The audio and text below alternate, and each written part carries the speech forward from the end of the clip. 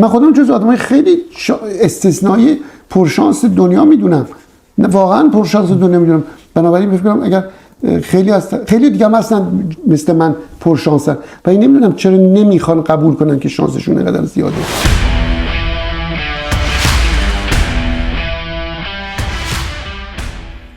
امروز در خدمت آقای دکتر خلطبری هستیم. آقای دکتر خوب هستین؟ بله، حال شما بهتره. من اول باید من سوال کنم، خوب هستی تو یا خوب نیستی؟ بعد نیستم، سعیمون رو میکنیم. بله آقا، چطوری تونستی راه بیای تا اینجا؟ چطور پام وارد ما گفته بودن تو روزنامه نوشته بودن که حالت خوب نیست. نه آقای دکتر کم رازدار باشی. این میگن رازداری دیگه، اول پرسی کردیم از هم. واکنش صادقانه بقراط. بله. من اولا به این سوال جواب نمیدم تا وقتی که لایک نکنن. اگر لایک کردن من جواب میدم به سوالات. این بچه‌ها حرف دکتر رو زمین نذارید. آقای دکتر میخوام ازتون بپرسم که با سوالای شخصی تر شروع کنیم. شما کجا به دنیا اومدین؟ من در یک مملکتی که خیلی علاقه دارم بهش، مملکت ایران. بله. و در ایران بیارم، ولی الان از من بپرسی کجا به دنیا اومدم میگم در لیون به دنیا اومدم. آها، به خاطر مدت زیادی که در لیون هست. به خاطر اینکه وقتی که از خیلی سن پایین بلند میشی میای لیون، و لیون مخصوصا، نگفتم فرانسه ها، دیدی گفتم لیون. من معمولا به دوستان میگم که من توی لیون به دنیا آمدم و در اون تپه بالایی که بهش میگن فوویر و در جایی که هست تئاتر رومن که رومیا بودن 2000 سال پیش، من اون موقع به دنیا آمدم در اونجا. ولی خب دیگه بعداً دیگه زمان زود گذشت، رسیدیم به الان. متوجه هست؟ جلوتر حتما برمیگردیم به این مکالمه. چه سالی به دنیا آمدین؟ من باید بگم چه سالی به دنیا اومدم. خب من معمولا نمیگم به کسی چه سالی به دنیا. ده رو بگم؟ به فارسی بگم یا به فرانسه بگم؟ هر جور دوست دارین. اگه فرانسوی بود ما زیرنویس میذاریم براش. خب زیرنویس بذاریم. من 1950 به دنیا اومدم. 1950. اوکی. میخوای به فارسی بگم 29. 1329. پدر بزرگ من دقیقاً متولد 29. خب باریکلا، پدر بزرگ تو چقدر جوون بوده. بله خوبه. آقای دکتر از خانواده برامون میگین، مثلا شغل پدرتون چی بود؟ شغل پدر من قاضی دادگستری بود. قاضی دادگستری بود اول، بعد دادستان شد. بعد مادر من که خانه‌دار بود، بچه‌ها رو نگه می‌داشت. ما 6 نفر بودیم، 3 تا دختر 3 تا پسر. از این 6 تا بچه فقط من آمدم خارج از ایران.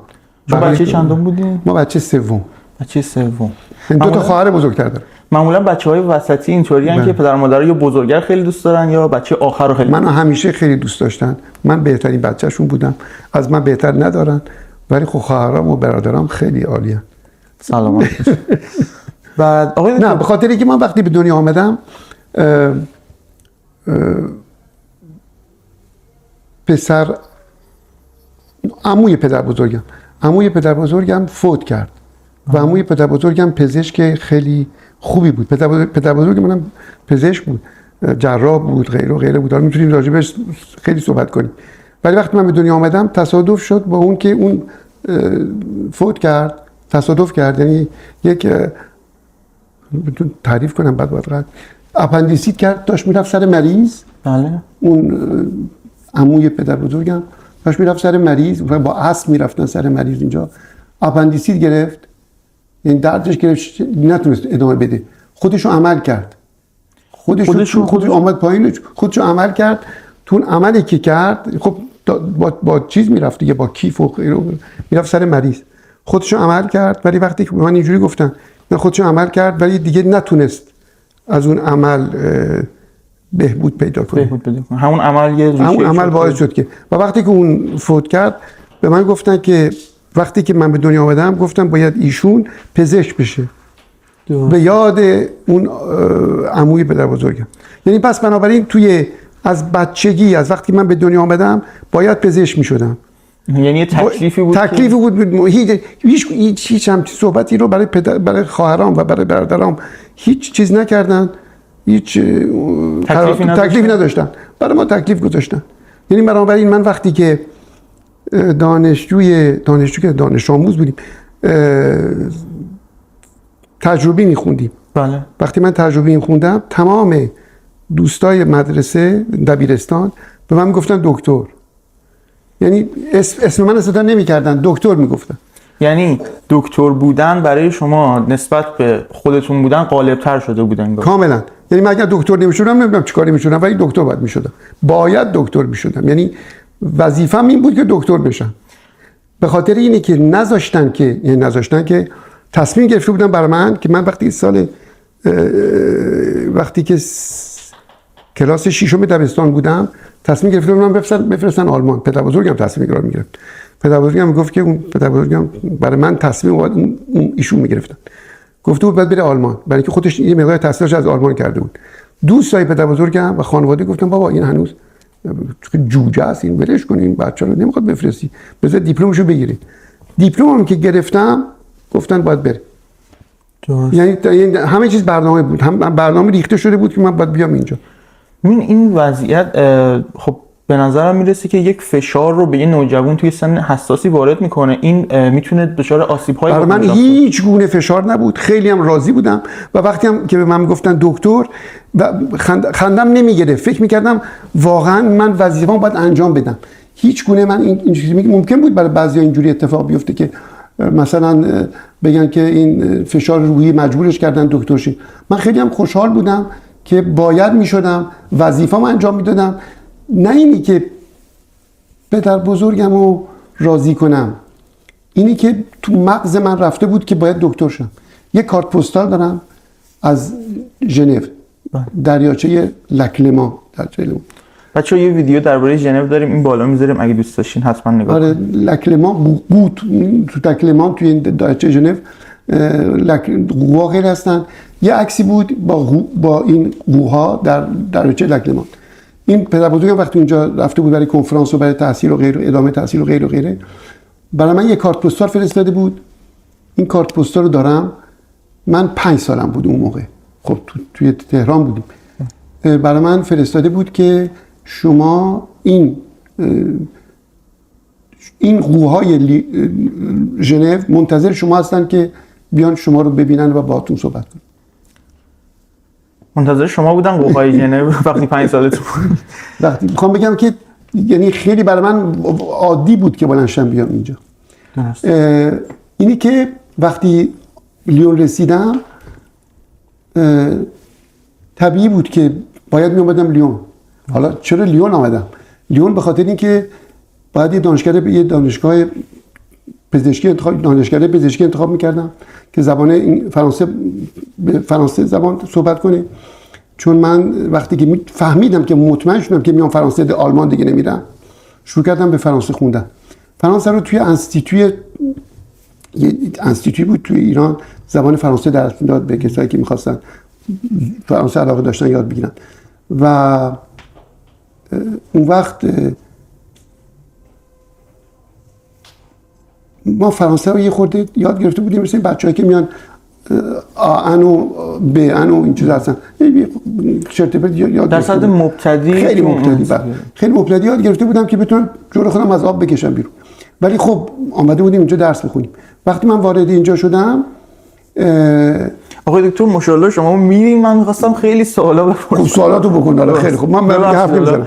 نه میرسیم حتما به این نکته. نه خلاص آمدم لیون. وقتی آمدم لیون برام خیلی طبیعی بود که ما بیام لیون. خواستم بگم فرستادم، برای 3 جا تقاضا کردم، برای لیون، برای مونپلیه، برای 4 جا، برای بروکسل پایتخت بلژیک بله، و به ژنو. برای این 4 تا من تقاضای چیز کردم، تقاضای ادامه تحصیل کردم به دانشگاه. لیون اولین شهری بود که جواب داد. درسته. چرا پاریس رو نکردم؟ برای اینکه گفتم پاریس شلوغه. چرا مثلا شهرهای دیگر نکردم؟ برای اینکه لیون یک چیزی داشت، یه تعلق خاطری برای شما. آره برای من تحقیق کرده بودم. لیون برای من خیلی بهتر بود. لیون شهر متوسطی بود، نه خیلی شلوغ بود، نه خیلی راحت بود. پزشکیش خیلی برای اون موقع تحقیقاتی که می‌کردم پزشکی جالب بود. ولی خلاصه آمدم لیون، برای اینکه لیون اولین کشور بود جواب. اگر بلژیک جواب میداد، بروکسل جواب میداد، میرفتم اونجا، ژنو جواب میداد، میرفتم ژنو. خب میگم اینم خود چیز دیگه اتفاق میفته. از سوال از خانواده شروع کردم، بعد میخواستم بپرسم ازتون کسی که توی ایران زندگی میکنه یه مقدار معمولا اینطوری نیست دیگه، چرا اسمتون امانوئله؟ برای اینکه وقتی آمدم فرانسه میتونستم انتخاب بکنم اسممو عوض کنم، و وقتی که توی مملکت زندگی میکنی و احساس میکنی بعد از چندین سال، من بهترین سالهای زندگیمو یعنی جوونیمو توی لیون گذروندم، درسمو خوندم، رفقامو داشتم، مملکت اونس گرفتم و غیره و غیره، و احساس کردم که برای پزشک بودن باید فرانسوی بشی. نمیتونی پزشک مطب باز کنی، نه اینکه برای تو بیمارستان میتونی پزشک باشی ولی فرانسوی نباشی، ولی وقتی بخوای مطب باز کنی حتما باید جزو رشته‌هایی که باید چیز باشی، باید حتما فرانسوی بشی. برای فرانسوی شدن باید برای ارتباط با بیمار و نزدیکی بهشون اصلا قانونه. تو نمیتونی اینجا مطب باز کنی. سه تا شغل هست، یکی پزشکیه، یکی دندون پزشکی، پزشکی داروسازی، چیزایی که به سلامتی و مردم بستگی داره، باید حتما فرانسوی بشی. وقتی میخوای فرانسوی بشی خب مجبور بودم که وقتی تو اینجا زندگی میکنی یه اسمی انتخاب کنی که اقلا راحت تر بتونی باهاش با مردم اونس بگیری. و چرا خلطبری هم میتونستم عوض کنم بذارم باقی مثلا، چرا خلطبری رو نگه داشتم؟ برای اینکه اون نصف اون هویت ایرانی رو که خانوادگی می‌خواستین حفظ بکنین. بله، اون که نمیتونستم از دست بدم، اون که نمیتونیم از دست بدی که. برای این اونو چیز کردم، با هم دیگه یه ترکیبی درست کردیم که بتونیم هم خدا رو داشته باشیم هم خرما، بنابراین هم با فرانسوی‌ها کنار بیان. ولی وقتی که ببین خیلی از فرانسوی‌ها اگر نگاه کنید چیزشونو، اگر به فامیلشون اسمشون نگاه کنی، فامیلشون ممکنه فامیلشون مال کشوری دیگه باشه، ولی اگر فرانسوی شده باشن اسم کوچیکشون فرانسویه. نشون دهنده اینه که تو توی مملکت اونس گرفتی، خودتو آداپته کردی و خودتو. و من واقعا خودمو خیلی بیشتر لیونی میدونم تا در لیون خودمو لیونی میدونم. درست. ولی وقتی با ایرانی هستم 100% ایرانیم.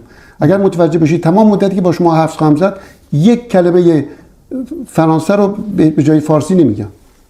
این خیلی قابل احترامه، چون مثلا خیلی از دوستان وقتی میخوان حرف بزنن کلمات مخصوصا انگلیسی خیلی رایج شده، مفهومش رو داره از دست میده استفاده از کلمات فارسی. یارو رفته 2 سالم نیست انگلیس مونده، میاد اینجا مثلا من داره صحبت میکنه، میگه شما به این چی میگید؟ شما چی میگین؟ گفتم چه بیچو چی میگین؟ گفتم یعنی چی میگیم ما این اسمش مثلا هست میگم در دیوار هر چی. نه ما به شما خواستم ببینم شما چی میگید. زهر مار چی میگین؟ چی آخه حرف شد؟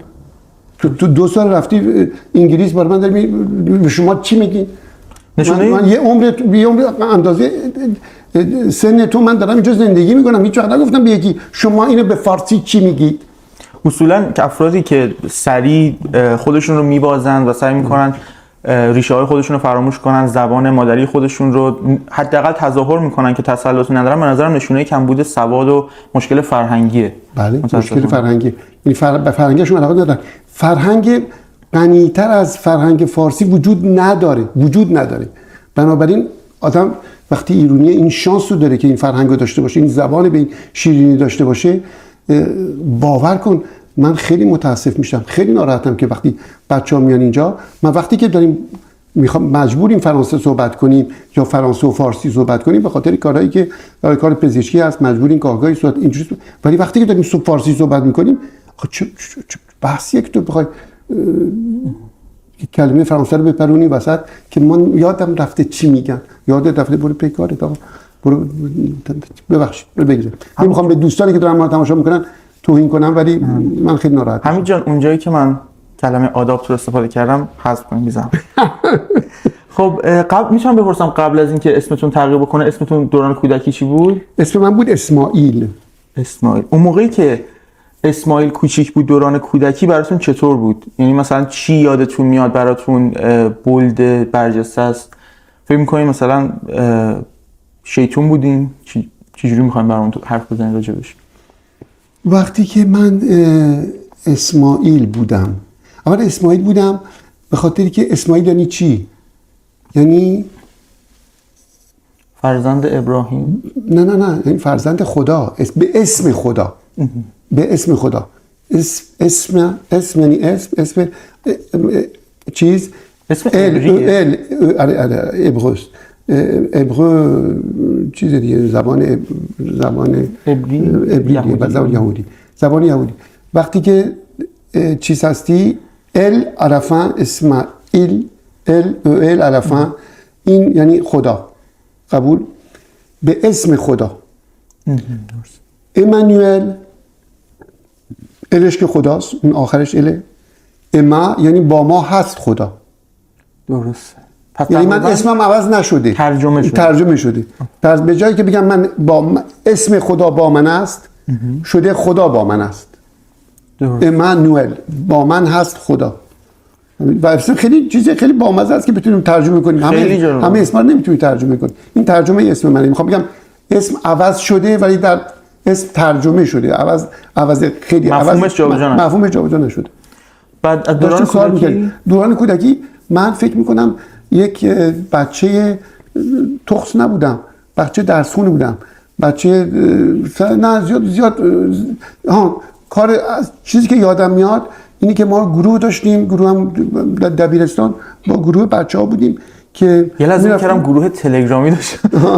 نه گروه میرفتیم دربند و سر کوه و کار ما جمعه ها این بود که غذا درست کنیم شبش با دیگ و میگ و با کل پشتی و این چیزا بریم دربند و تفریح ما کوهنوردی بود. این تنها چیزی که خاطرم یادمه که خیلی برامون خوشایند بود و خیلی لذت می‌بردیم، یکی اکیپی دست جمعی دختر پسر میرفتیم کوه. آقای دکتر اتفاقا ما تو ویدیوی قبلی داشتیم راجع به ورزش صحبت می‌کردیم، حالا به کوهنوردی هم اشاره شد. من اونجا گفتم که کوهنوردی اینطوریه که خسته کننده است، انگار بیهوده، چون میری اون بالا و برمیگردی. شما اینطوری براتون تفریح بوده؟ می‌تونید برای من توضیح بدین که؟ تفریح بود اولا که صبح بلند می‌شدیم خیلی زود، نه شب قبلش غذا درست می‌کردیم، بعد تقسیم می‌کردیم کی غذا درست کنه، چه غذایی درست بکنیم، غیره و غیره. همین غذا کشیدن بردن تا اون بالا خودش بحثی داشتیم. ولی بعد وقت میرفتیم دست جمعی آواز میخوندیم، وسط کار غذا با هم میخوردیم، میرقصیدیم، چه میدونم. بعد آمدن پایینش اونجوری نمیرفتیم که صاف بریم بالا بعد بدو بریم پایین. یک روزمون رو میذاشتیم با هم بودن، یعنی با هم لذت میبردیم، با هم یه عشقی میکردیم با هم. یعنی اینکه چالشی رو با هم انجام بدیم و در کنار هم تفریح کنیم، این کار اجتماعی بود. فقط ما میگفتیم کوه میریم، نه که فقط بریم و برگردیم. کوه میرفتیم عشق میکردیم. یه روز تفریح بود، ولی در ضمن کوهنوردی بود. قسم میشدیم اون وسط پامون نفسمون میگرفت، ولی خب عشقمون بود که بریم دیگه. ولی همین غذا درست کردنش خیلی بامزه بود، به خاطر اینکه ما گفتن چی بیاریم، گفتیم ما دو تا غذا باید بریم درست کنیم.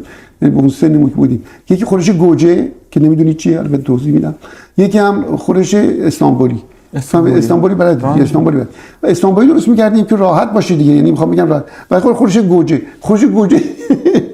با مزه کنید، خورش گوجه نیست.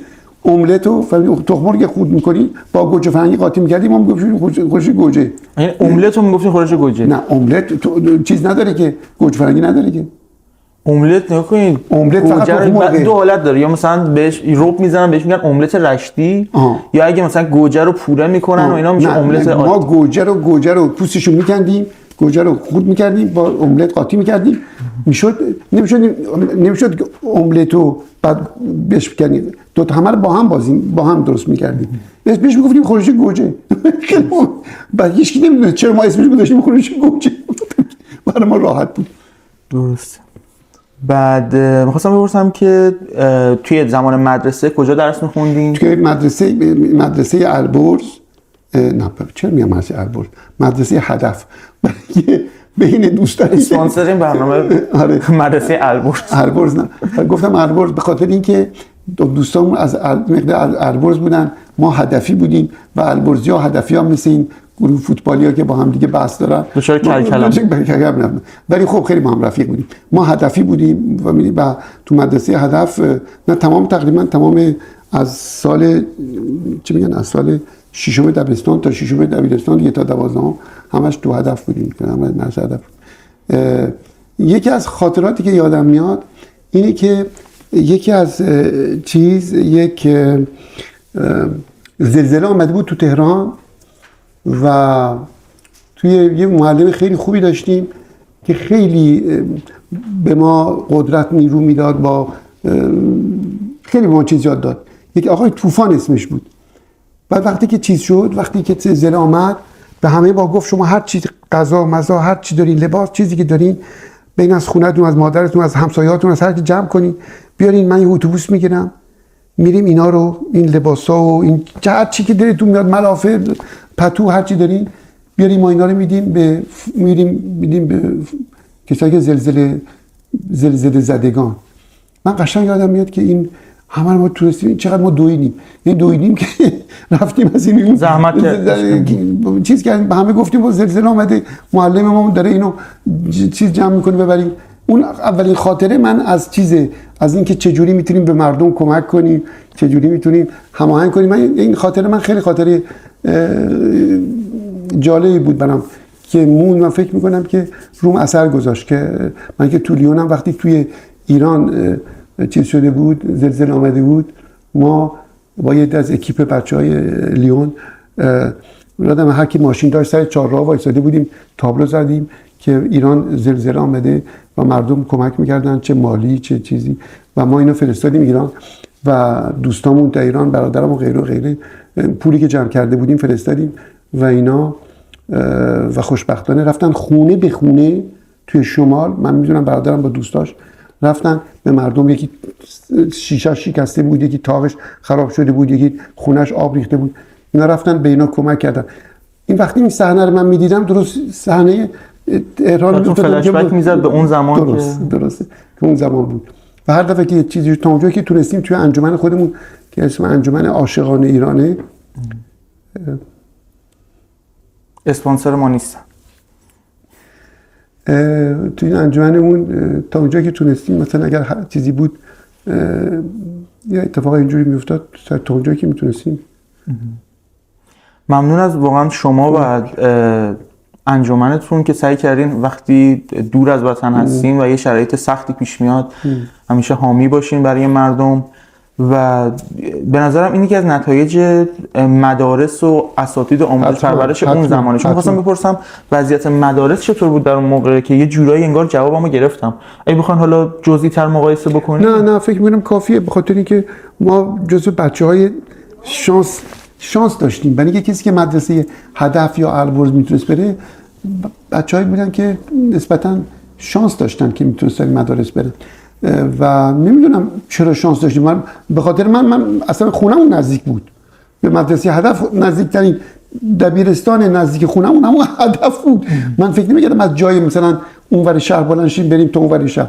بنابراین برای من مدرسه هدف رفتن چیزی نبود، ولی خب مدرسه معروفی بود، جز مدرسه خوبی بود و معلمایی که داشتیم خیلی خیلی من خاطرات خوبی ازشون دارم.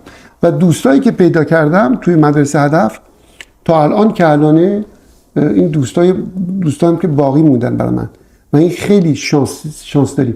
همه جای دنیا هستن، همه جای ایران هستن، یا امریکا هستن، یا کانادا هستن، جاهای مختلف هستن دوستانم، ولی یه دی رفتن تحصیل کردن برگشتن ایران، یه دی دوباره برگشتن امریکا و کانادا و غیره اروپا. ولی یعنی یه سری از دوستانتون برگشتن بعد از تحصیلشون برگشتن ایران، ولی به دلایلی دوباره برگشتن اون کشوری که تحصیل کرده بودن. متاسفانه به خودشون هم خیلی راضی نیستن از این کار، بخاطر اینکه وقتی که تمام زندگیشون رو توی ایران کرده بودن و معمولشون چند تاشون استاد دانشگاه دلشون می‌خواست بمونن، ولی خب متاسفانه نتونستن بمونن و رفتن امریکا. بعدن امریکا خیلی واسهشون خیلی چیزشون خوبه، خیلی در نظر دانشگاهی خیلی کمک میکنن. من خیلی خودشون ناراحتن که چرا باید برن اونجا کمک کنن، ولی خب اون هدفی که دارن میتونن ادامه بدن، برای که کارهایی که میکنن کارهای بین‌المللیه و کارهای مثلا در ریاضیات یک از دوستان من هست که ریاضیدان، واقعا ریاضیدانه، اون کاری که میکنه همه جا پخش میشه، از نظر همین یوتیوب و غیره و غیره کمک میکنه به تمام مردم دانشجوهای دنیا کمک میکنه. آقای دکتر لابلای نکاتی که گفتین مثلا به این اشاره کردین که به هر حال شانس و موقعیتی که اجتماع و خانواده از قبل از اینکه آدم متولد بشه برای آدم فراهم میکنه رو سرنوشت و شرایط خیلی تاثیرگذاره. من قبلا فکر میکردم به این که شانس واقعا خیلی اثر داره و بعضی موقع شانس میتونه مفهوم بی‌عدالتی داشته باشه، ولی بعدها آدم‌های مختلفی که دیدم، تجربه‌ای که داشتم، به این نتیجه رسیدم این شانسی که حالا شرایطی که مهیا میشه برای آدم مسئولیت بیشتری هم ایجاد میکنه.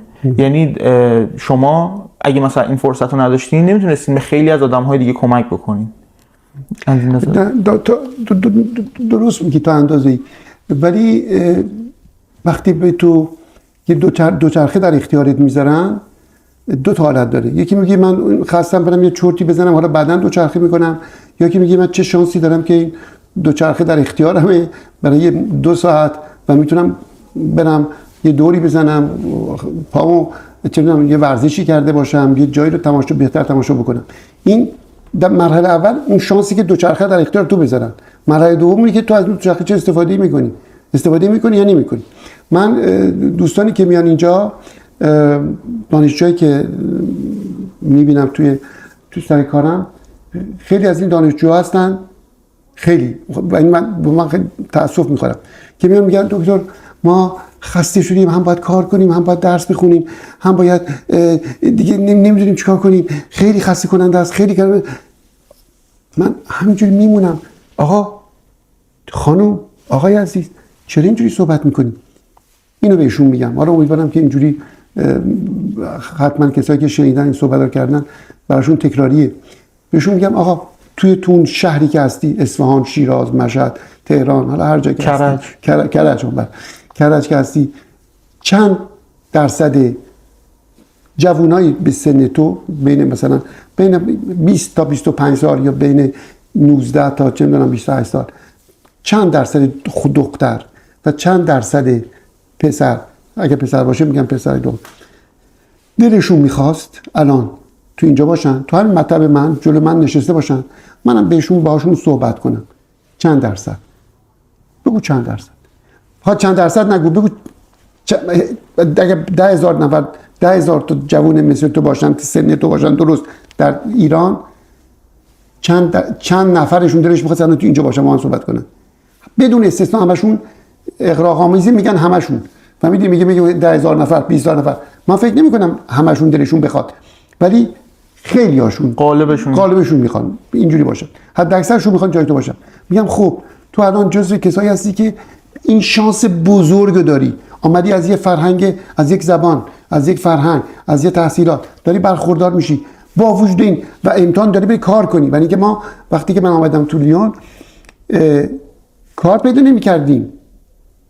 وقتی هم کار پیدا کردم، کار من این شانسی بود که یکی از بچهای قدیمی که تو لیون کار میکرد فهمیدید دیگه نمیتونست کار کنی، کارش گفت تو به جنب برای من جای من کار کن. کارمون چی بود؟ بچه‌ها باید بدونن کارمون چی بود. کارمون این بود که میرفتیم روزنامه شهر لیون، اسمش از لو پروگره، میدونه پیشرفت اسمش است. این روزنامه رو دانشجوها و آدمایی که کارشون روزنامه چین، این روزنامه رو بعد میرفتیم بین ساعت 4 بعد از ظهر تا 7 بعد از ظهر روزنامه میفروختیم. یعنی میگرفتیم دستتون مثل دقیقاً فیلم‌های قدیمی درست. بعد داد میزدیم روزنامه پروگره از ما بخرید. یعنی از اون مبلغ یه سودی به شما میرسید. باریکلا. از اون مبلغی که ما از اون تعداد روزنامه‌ای که میفروختیم هر کدومش چند سانتیم، چند سانتیم قیمتی هم نداره روزنامه معموله. نه دیگه، چند سانتیم میرسید به ما و یه دونه به خاطر که این کار میکردیم یک مبلغی هم به ما میدادن به خاطر این کار.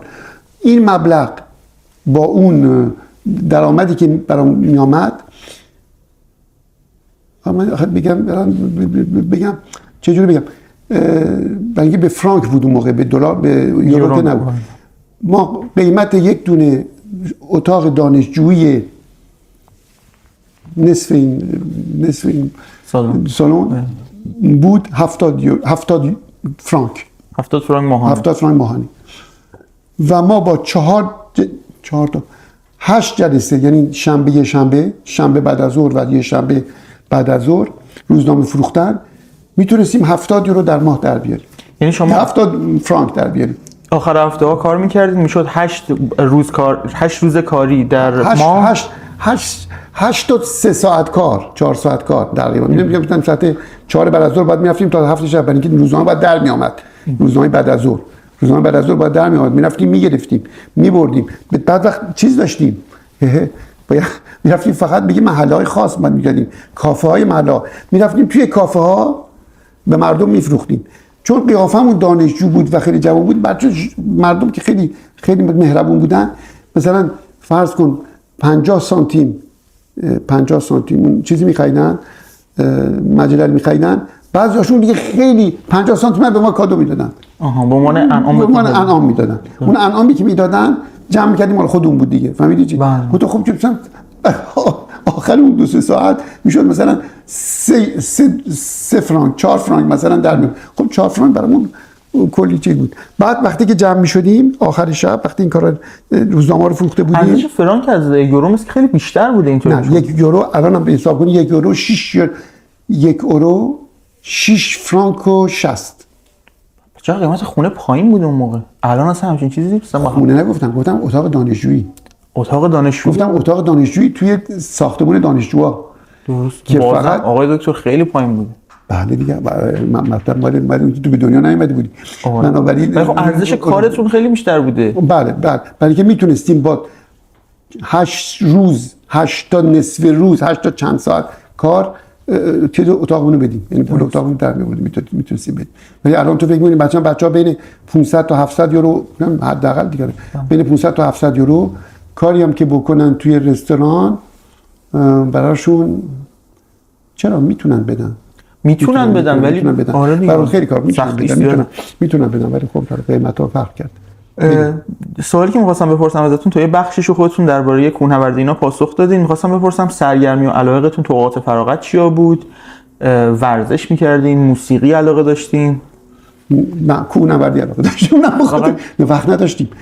من بینه که مثلا مخصوصا سالهای آخر این کارو می‌کردیم. قبلش که تو سنتون بالاتر رفته بود به خاطر درس اینا وقتتون نه ما هم پنجشنبه جمعه که میتونستیم این کارو بکنیم، نه تنها تفریح من یادم نمیاد تفریح دیگه داشتیم. موسیقی علاقه نداشتیم یا مثلا نه موسیقی دوست نه اکیپ بچهای ما یادم نمیاد موسیقی، نه اینکه علاقه نداشتیم. چیو گوش میدادین؟ نه چیزای رقص میره همش توی کوه همش میرقصیدن، آواز میخوندید، ولی یادم نمیاد که دوستان من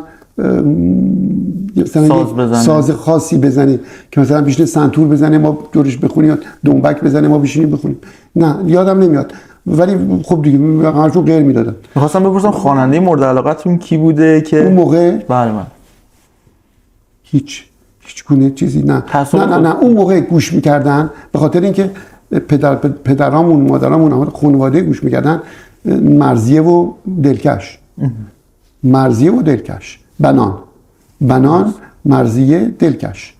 بنابراین بقیه اون سری جدیدا بعدن هم بدن، اون سری جدیدایی که مثلا مثل چه میدونم مثل ای بی و مثل بگو آقای هایده و اینا، بانو هایده بعد چرا میگه بانو هایده هم گوش میکردیم و هایده رو میخوندیم. من یادمه وقتی میرفتیم قدم میزدیم دست جمعی مثلا شعرهای هایده هم میخوندیم. چرا هایده هم میخوندیم، ولی دوستای من هیچ موسیقی نمیدونم چرا نبودن. راست میگی سنتور باری کردم. این سنتور چیز داره، سنتور داستان داره. داستانش اینه که بعضی از بچه‌ای که آمدیم تو لیون چند 20 سال 30 سال پیش نمیدونم چند سال پیش سنتور میزدن. چون سنتور میزدن و ما با هم یه خورده دوست شده بودیم، بهشون گفتم که خب اگر سنتور داشتم به ما سنتور یاد میدی؟ گفت بله. گفتم خیلی خوب، ما سنتور میگیم برای ما بفرستن که بشینیم یاد بگیریم.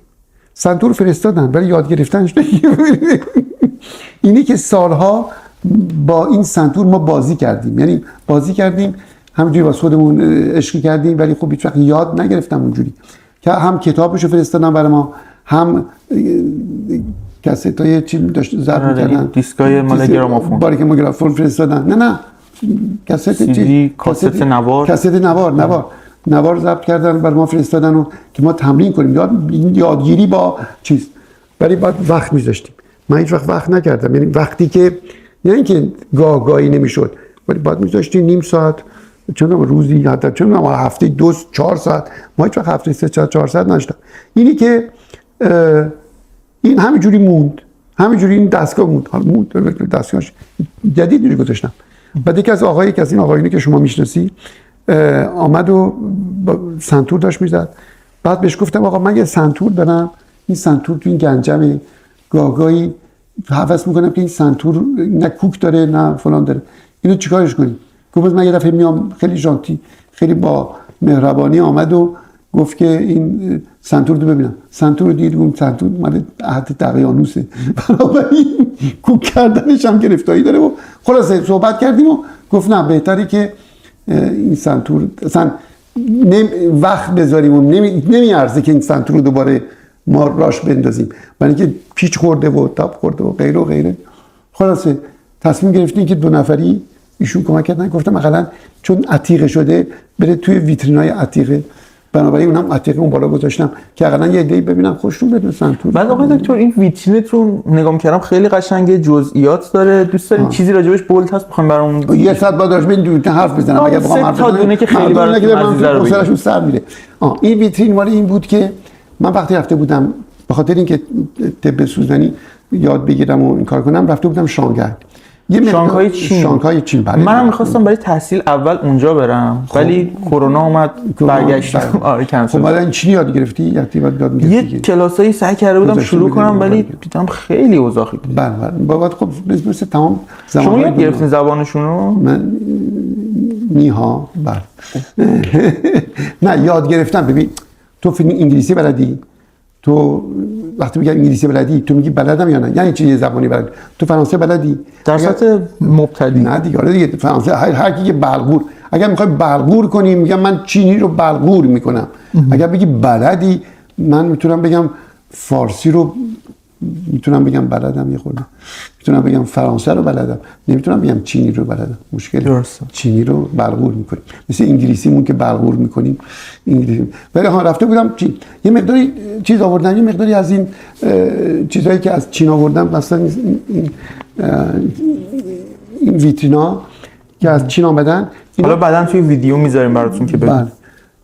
اینا رو از چین آورده بودم، توی گنجه بود. بعد از مدتی فکر کردم خب حیف اینا تو گنجه باشه، باید بذارمش بیرون. یکی از دوستامون که این ویترینا رو برای ما گفت که من ویترین میتونم برات تهیه کنم و غیره و غیره، خلاص این ویترین رو آورد. ما اینا رو چیدیم، خیلی ساده تمام یادگاریایی که از چین آورده بودم و بیشتر به پزشکی میخورد و یادگاری بود چیدم. من وقتی این ویترینا رو گذاشتم، مریضام اومدن دونه دونه، بیمارام اومدن گفتن که تو اینو دوست داری، تو اونو دوست داری، اینو دوست داری. هی برای ما اضافه کردن. یکی برای ما یه دونه چیز آورد، لاک پشت آورد. یک عدد لاک پشت داشتم. یکی اومد من گفت لاک پشت دوست داری؟ منم لاک پشت دوست دارم، بعد لاک پشت میارم. آقا ما نگفتیم ما لاک پشت. رفت یکی دوست لاک پشت آورد. اون یکی دیگه اومد گفت نمیدونستم لاک پشت دوست داری. من درست رفت لاک پشت و غیره و غیره. بعد هر کدوم از مریضام که رفتن مسافرت، از مسافرت که برمیگشتن، گفتم ما یاد تو بودیم که اینو چیز کنیم، اینو برای ویترین تو بگیری. هیچ دیگه. بعد ذره اینجا شد عتیقه، چون ویترین عتیقه. اینی که همش مال من نیست، خیلی‌هاش مال دوستانه که بیمار، خیلی از بیمارا پشت هر کدومش داستانی داره، پشت هر کدوم یه داستان داره. من وقتی میخوام مسافرت کنم دیگه هواپیما نمیگیرم، فقط میام توی اتاق این ویترین تماشا میکنم، اون تابلو تماشا میکنم، این ویترین تماشا میکنم، برای خودم مسافرت رفتم، برای اینکه هر کدوم واقعا یه داستان داره. حالا اگه میخوای یه دونه ویدئوی دیگه درست کن راجع به ویترین به صحبت کنیم. حالا ببینید که بچه‌ها ویدیو رو دوست داشتن. ازتون می‌خواستم بپرسم راجع به خط داستانی خودتون تا یه حد خوبی پیش اومدین که وارد دانشگاه شدین و پذیرش گرفتین، بعد همزمان با تحصیل کار می‌کردین. خواستم بپرسم چه سالی مهاجرت کردین؟ دقیقاً اولین بار 68 سال 68 هجری شمسی. آره از 68 ایران مهاجرت کردین. اینجوری شد برای بعضی برای جوونا که نه برای قدیمی‌ها. سالی بود که من وقتی رسیدم دو گل استفاده داد رفت. درسته. دو گل سالی بود که 68 شما چند سالتون بود؟ 68 من بود 18 سالم. آها 68 شما دارین میلادی میگی؟ بله آره من یه لحظه گفتم شما 29 68 68 که نشدیم یعنی چه الان چه سال 1940 بله بعد 68 نشدیم من. بعد اون موقع مهاجرت کردین در همون 18 من مهاجرت نکردم. هی میگن مهاجرت کردی. مهاجرت یعنی چی؟ من کلمه مهاجرت برای من معنی نداره. میدونی میخوام بگم چی؟ من دنیا یکیه. مهاجرت نمی‌کنی. فهمیدی؟ برای یه مدتی به اتفاقای خاص به چیزی که برات پیش میاد میتونی از این نقطه زمین بری اون نقطه زمین. مهاجرت نمی‌کنی. من شخصا مهاجرت نمی‌کنم. من توی مسیری هستم که باید زندگی کنم. میدونی میخوام بگم مهاجرت تو اجازه بدید من نپذیرم. چون شما مثلا اینطوری بوده که از یه محیطی بعد الان مثلا با شما صحبت میکنم خودتون رو لیونی میدونین. بعد اسمتون هم عوض کردین. بعد مثلا یه مدت زیادیه که اینجا کار میکنین. بعد آخه دقیقاً مهاجرت اینه که یک شخصی از یه نقطه‌ای با حالا همه فرهنگ و عقبه و دانش که رو اون محیط هست میره یه جای دیگه زندگی میکنه و خودش رو خانواده تشکیل میده و به ادامه زندگیش میپرده. تقریبا مهاجرت یعنی بازگشتی اونچنانی نداره. و این راجع به شما صادقه دیگه؟ نه صادق نیست. برای اینکه همه صادق در شخص من در مغز من اینجوری تقلیق نمیشه. برای مغز من اینه که من بین ایران و لیون مسیرش هیچ فرقی نکرده برای من. میدونی چه؟ به خاطری که من همونقدر که ایرانو دوست دارم یعنی دوست دارم همونقدر که لیونو بهش احترام میذارم و برام خیلی جالب چیزه و توش زندگی کردم و فکر میکنم که من زندگیمه همونقدر مثل که تو ایران زندگی کرده باشم. برای من این دو محل فقط اسمشه که من این مثل که اینجا که مثلا مثل که تو ایرانم که اگر برم مثل که تو فرانسه هم برای من فرقی نمیکنه. برای اینکه از سیاست و غیر مثلا کنار دارم فرد رو دارم میگم. برای من این نقاط که عوض میشه من اونجا بارون میاد آفتاب میشه برف میاد اینجا بارون میاد آفتاب میشه برف میاد. اونجا اگر برم یه مقداری به احتمال قوی شغلمو ادامه میدم مریض میبینم و کسایی که اینجا هم هستن خب من میبینم.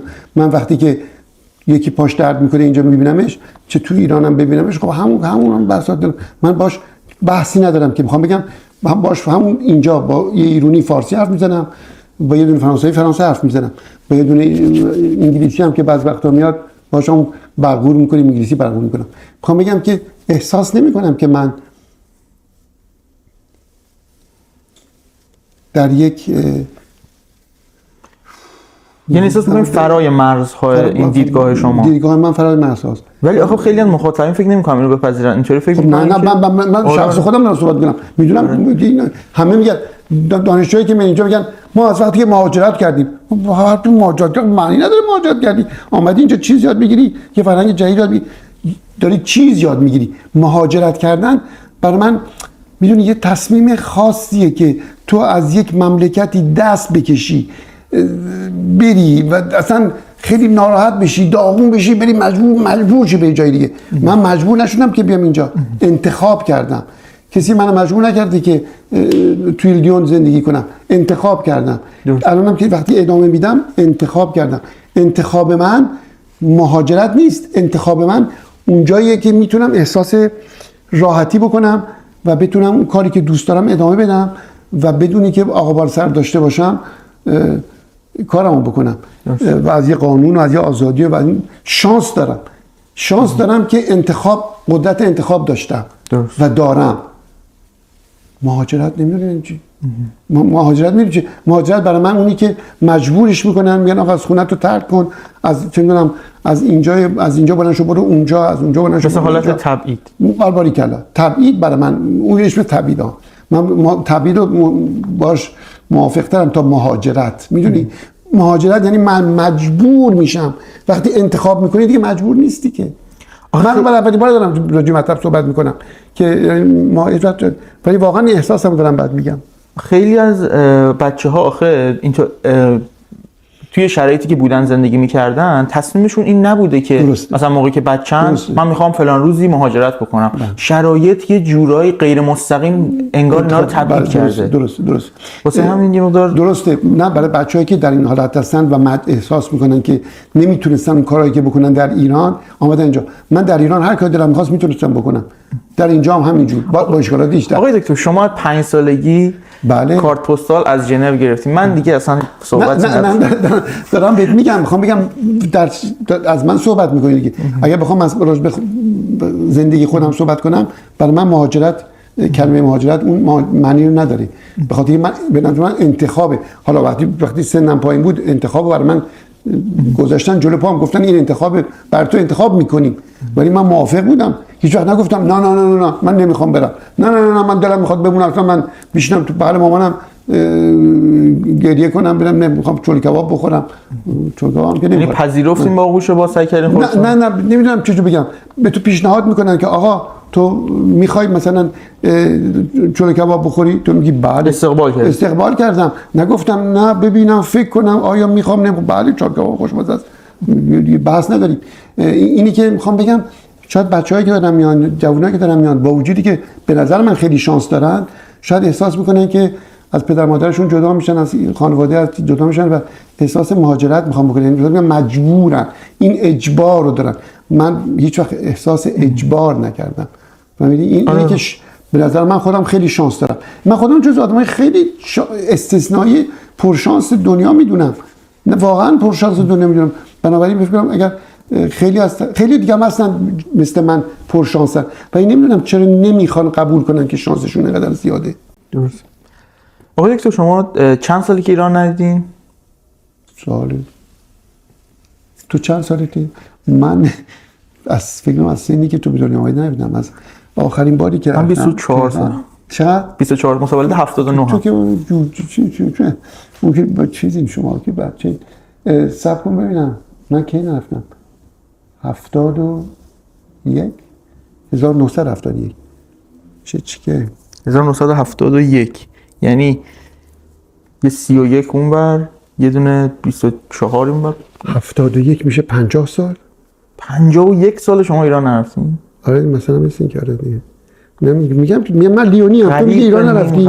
بابا جان من بیشتر من زندگیمو اینجا ساختم، بنابراین این 50 سال به نظرت میاد که خیلی طولانی، نیم قرنی. حالا باید بگم نیم قرن. خب نیم قرن نرفته ایران. خب بله، ولی احساس نکردم که دلم تنگ نشده برای ایران. آره دقیقاً دلم تنگ نشده. ایران هم اینجا. یعنی شما زمانی که آخرین بار ایران دیدین ایران زمان پهلوی بوده؟ بله 9 سال قبل از پهلوی، 9 سال قبل از رفتن پهلوی منظورم. به نظرتون با توجه حالا چیزی که توی اینترنت می‌بینین، با بچه‌هایی که مهاجرت کردن صحبت می‌کنین، چقدر تغییر کرده؟ به نظرتون چیا همون حالت رو حفظ کرده، چیا تغییر کرده و بیشتر دلتون برای چی تنگ شده توی ایران؟ نه اولا دلم برای هیچی تنگ نشده، برای اینکه ایرانو دارم اینجا. من ایرانو دارم، یعنی ایرانو برای خودم ساختم. اون چیزی که از ایران خوشم میاد دارم. اون انجمنی که داریم، همه اون کسایی که هستیم توش هم به اندازه 50 سال اینجا هستن، 40 سال یا بیشتر کمتر 40-50 سال اینجا هستن و با هم زندگی کردیم، بزرگ شدیم. اونا از من خیلی چیز دارن، خیلی من اینجوری فکر میکنم، من اصلا فکر نمیکنم. اونا چرا فکر نمیکنم؟ من هیچ دوستای صمیمیم که چندین سال اینجا فکر نمیکنن که تو لیون به دنیا آمدن. من فکر میکنم من لیون به دنیا آمدم. میخوام بگم اونا اونجوری فکر نمیکنن، هر کی برای خودش سیستمی داره. اونا فکر میکنن مهاجرت کردن، من فکر نمیکنم چرا مهاجرت کردن. متوجه هستی؟ یعنی دیدامون فرق میکنه. ولی به هر حال با همه این حالا، با همه این احوال، ما ایران رو درست کردیم. من شخصا ایران رو درست کردم اینجا برای خودم. من هیچ احساسی، من از ایرانم اونورتر درست کردم که شاید ایران بودم درست نمی‌کردم.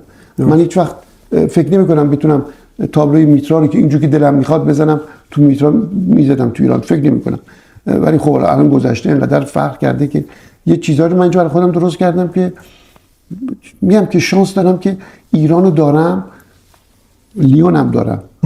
پس بنابراین چی می‌خوای؟ هم خوردار هم بیشتر مثلا نمیدونم، مثلا شما حالا الان میگیم 50 سال گذشته، وقتی که 20 سال گذشته بود دلتون نمیدونم برای خانواده عمویی؟ نه بازم به خاطر اینکه شانس داشتم خانواده اون موقعی که بودم، الان هم همینجوره، هر وقت دلشون بخواد میان میبینن منو. ولی فکر می‌کنم خیلی از بچه‌ها این شرایط داشته باشن که خانواده‌شون بتونن رفت آمد داشته باشن. درست میگی. میگم که این شانس من دارم که اونایی که خانواده منن هر وقت دلشون بخواد برام بشن میان. اونا هم چه دلشون نمیخواد هم بیان، فکر نکن همش دلشون میخواد بیان. فهمیدید؟ من خب الان که با این سیستم ویدیوهای شما با چه میدونم فیس تایم و فیسبوک و فیس چیز و فیس مشن و فیس تریک همش فیس داریم دیگه، همش دیدار داریم، همه رو میبینید تا دو حرف بزنی خب تو کجایی، چرا موهات عوض کردی، چیکار کردی، این کاری کردی اون کردی. میخوام بگم احساس اونجوری نمی‌کنیم که از هم خیلی دور هستیم. برای محیط و خیابونا، برای نمیدونم یه سری غذاهایی که حالا شما نمیتونید اینجا تهیه کنین، این چیزی اصلا اولا همه چی میتونیم تهیه کنیم. من اونجوری که من تهیه میکنم هیچ کس دنیا نمیتونه تهیه کنه. بچه‌ها میگن بعد میگم یه بار با آقای دکتر بریم آشپزی کنیم ببینیم. آره امروز قبل از که بیام اینجا آشپزی کردم، بچه‌ها کتلت درست کردم، خورش بادمجون درست کردم. فکر کنم بچه‌ها اومدن خوردن. خیلی هم ترشی آقای دکتر بلدین درست کنین؟ ترشی هم نمیذارن من درست کنم، اینکه قبل از من خانمم درست میکنه، ولی ترشی هم بلدم درست کنیم. بعد اتفاقا ترشی سیر درست کردیم، ترشی یه سیر اینجا پیدا کردم، یک مهندسی بعد ترشی سیر گذاشتیم، خیلی هم خوشمزه شده. حالا یه دفعه برات میارم که بخوری، ولی کمتر بو میده وقتی که ترشی میذاری سیر رو. فهمیدی؟ خودشو بعدم بپرسم از آقای دکتر. آقای دکتر به خانمتون اشاره کردیم، می‌خواستم بپرسم شما عاشق شدین، داستان چجوری بود؟ اولین بار کجا ملاقات کردین؟ اگه دوست دارید تو لیون. الان میفهمم چرا لیون انقدر براتون مقدس. خب برای اینکه اولا نه خانمم ایرانیه، میخوام بگم خانمم ایرانیه. خانمم میدونستم چیز چه میدونم میتونست خانمم لیونی باشه یا فرانسوی باشه، ولی خب اینجوری شد دیگه. ما تو انجمن بود و بعد با فعالیت کردین، آشنا شدین، بعد بچه داشتیم، زندگی کردیم. الان چند تا بچه دارین؟ میتونید من دوست داشتین؟ 4 تا بچه دارم، 2 تا پسر 2 تا دختر. بله. 2 تا دخترام که الان مسئولیت انجمن رو تقریبا اونا به عهده گرفتن دیگه، ما رو قبول دیگه ندارم. بنابراین هر دخترم 2 تا بچه داره، یعنی 4 تا نوه داره. سلامت باشن همیشه. اینم شانسه. پسرام هنوز ازدواج نکردن و اونا هنوز خب دیگه نمیدونم یالا بچه دار دلشون میخواد بشن نشن، ولی فعلا ازدواج نکردن. 2 تا پسرام. سلامت باشه. چند سالی که توی لیون کار میکنین به عنوان پزشک به طور رسمی؟ حالا من قبل از اینکه درسم تموم بشه من شروع به کار کردم تو لیون، توی بیمارستانی. تو هتلی رو شما نمیشناسین هنوز. این چیزی که هست، این ساختمونی که درست سر نبشه وقتی از این پر رد میشی که شده هتل و لباس فروشی و رستوران. بله. ساختمون به این بزرگی سر نبش قبل از که بلکو برسی. خب فکر می‌کنم یه چیزایی ولی خب حالا این میدیم سر پر این چیز گنده، این ساختمون زیبای قشنگ لیون که اسمش بود هتل دیو. هتل دیو خانه. بله. هتل دیو، فهمیدیم میگن هتل دیو لیون. ما سالها بیشتر از 10 سال 15 سال توی این هتل دیو کار کردم. هنوز اونجا به عنوان پزشک کار می‌کردین؟ اونجا به عنوان پزشک اینجا وقتی قبولت دارن که تو تز نوشته باشی. درست. من تزمو ننوشته بودم ولی اونجا کار میکردم. به خاطر اونم چیزایی که اتفاق افتاد، به خاطر که اون رئیس بخشی که من پیشش کار میکردم به عنوان دانشجو انترن بیمارستان بودم، اون علاقه داشت به من، برای که خب من زیادی کار از من کار نمیکشید، دلم میخواست کار کنم و دید که من آدم علاقه مندیم، نگه داشت و من شروع کرد به چیز کردم. به من پست دکتر به من پیشنهاد کرد که من هنوز نباید میکردم. یعنی هنوز تز نداشتم، چون تز نداشتم نمیتونستم همون کار میکردم.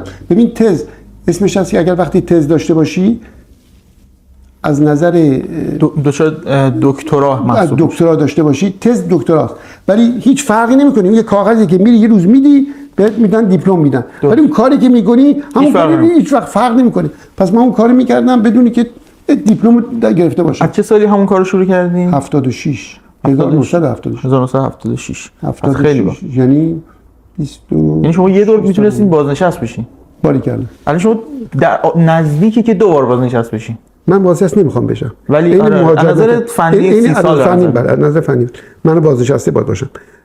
از نظر فنی مثل مهاجرت کردنه، فهمیدی؟ من مهاجرت نمیکنم، بازنشستم نمیشم، مگه برای من بازنشسته شدن معنی نداره. درسته. متوجه هستی؟ گفت ز گهواره تا گور دانش بجوی، فهمیدی؟ برای دوستان گفتم این خیلی برای من قابل احترام و درسته. ز گهواره تا گور دانش بجوی، ز گهواره تا گور اون علاقه تو کاری که داری علاقه تو انجام بده، عشق تو بکن. من یکی از شانس بزرگم که عشقی میکنم در اون کارهایی که انجام میدم و فکر نمیکنم کار میکنم، فکر میکنم دارم زندگی میکنم. مثلا من الان دارم با تو صحبت میکنم، فکر میکنی مثلا اگر پزشکی هم بود احساس کار کردن نمیکردم، احساس میکنم داریم با هم خب راجع به مطالبی صحبت میکنیم که تو رشته‌ت نیست، من رشته‌ام، من راجع به رشته تو صحبت میکنم و غیره و غیره.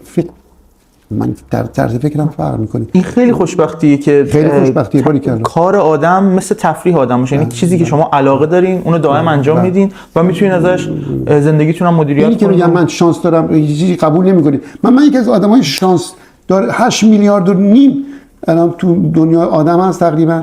من از این 8 میلیارد و نیم تو آدم من فکر میکنم اون که شانس خیلی زیاد داره منم. نیستم چین آدمی مثل من که اینقدر شانس داشته باشه که اولین کاری که میکنه اینقدر باهاش نه کار نیست. مثلا ناراحت میشم میگم کاری که میکنه، فعالیتی که زندگی که میکنه، زندگی نه اینکه کار، زندگی که میکنه زندگی دیگه. من خودم خیلی ناراحت میشم مثلا بازنشسته. خب من بازنشسته رو از خواب بیدار بشم بگم چی؟ حرف شد. خب برم توی اینجوری بکنم، یه خورده نگاه کنم، بعدم 2 تا حرف بزنم، بعد برم غذا بخورم، بعد من چرت بزنم، بعد تو تلویزیون بشینم. شد کار. من تو رو میبینم، اونو میبینم، عشق میکنیم، صحبت میکنیم، حرف میزنیم، گپ میزنیم، فهمید چیز یاد میگیرم. فهمیدی چی؟ اگه کسی بتونه آدم با هم دیگه رابطی داشته باشه، رابطش رو درست انجام میده، با هم دیگه تبادل نظر میکنه، غیر و غیره. و به عنوان سوال آخر این بخش هم تموم شد. سوال آخر که زوده که این بخش بر متشکرم. آقا میخواد قضیه رو میخواد چیز کنه فوراً سر قضیه رو میخواد ببنده. آقا نه هستیم در خدمت. و به عنوان سوال آخر این بخش شما از شرایط راضی هستین؟ نه.